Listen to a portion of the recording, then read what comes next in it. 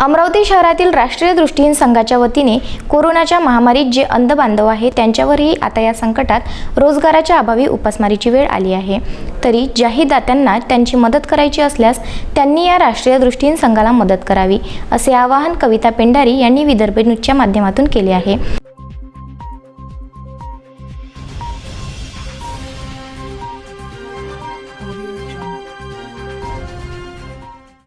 होते आहे त्यामधला हा शेवटचा टप्पा आहे आणि या शेवटच्या टप्प्यामध्ये आपण अंधविद्यालयाच्या परिसरामध्ये आहोत आणि या ठिकाणी 6 लोकांना आपण ह्या शेवटचा टप्पा देतोय आजच्या तारखेतला। तर त्यामुळे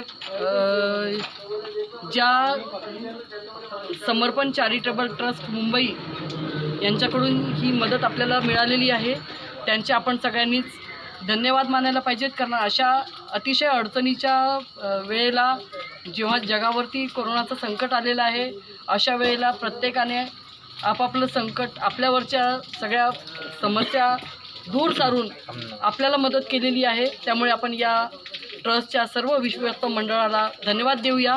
आणि या कोरोना व्हायरसच्या भयानक बिमारीमुळे आज संपूर्ण जगामध्ये लॉकडाऊन करण्यात आलेलं आहे, पण त्यामध्ये भारत देशाला लॉकडाऊन करण्यात आलेलं आहे 14 एप्रिलपर्यंत।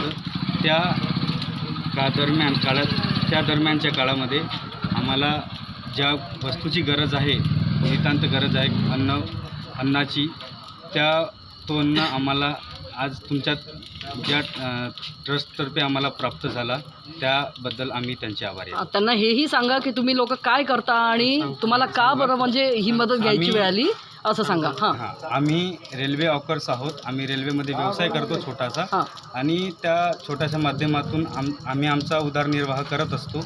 परंतु आज अशी वेळ आली आहे की जी वेळ आमचे सगळे रेल्वे वगैरे सगळं बंद असल्यामुळे आम्हाला आता उदरनिर्वाह करण्यासाठी आमच्या जवळ मुबलक असा पैसा